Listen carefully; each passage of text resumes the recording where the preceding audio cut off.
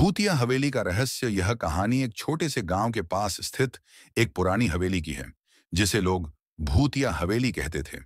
गांव के लोग कहते थे कि जो भी वहां गया वह कभी वापस नहीं लौटा।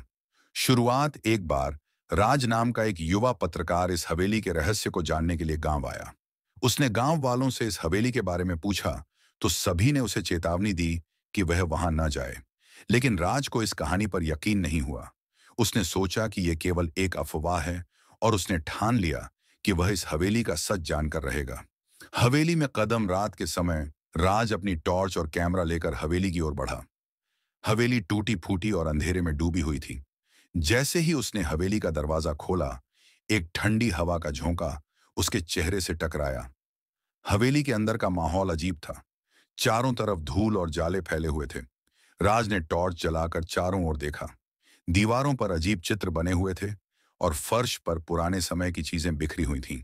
अचानक उसे किसी के चलने की आवाज सुनाई दी। वह पीछे मुड़ा, लेकिन वहां कोई नहीं था।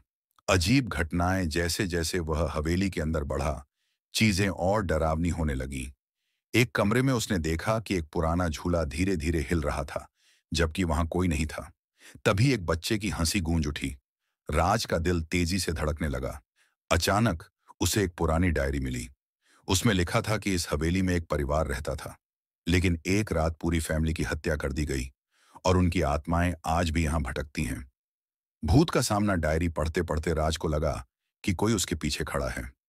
उसने मुड़कर देखा तो एक औरत सफेद साड़ी में खड़ी थी। उसकी आंखें खून जैसी लाल थीं। वह धीरे धीरे राज की ओर बढ़ने लगी। राज डर के मारे चिल्लाया और भागने लगा, लेकिन जैसे ही वह दरवाजे के पास पहुंचा, दरवाजा अपने आप बंद हो गया। रहस्य का अंत। अगली सुबह गांव वालों ने देखा कि राज हवेली के बाहर बेहोश पड़ा था। जब वह होश में आया तो उसने बताया कि कैसे वह किसी तरह जान बचाकर भागा। उसने गांव वालों को वह डायरी भी दिखाई। इसके बाद गांव वालों ने उस हवेली को पूरी तरह बंद करवा दिया। आज भी लोग उस हवेली के पास जाने से डरते हैं। कहते हैं वहां आज भी वह आत्माएं मौजूद हैं। आप अगर कभी ऐसी हवेली देखें तो क्या आप अंदर जाने की हिम्मत करेंगे?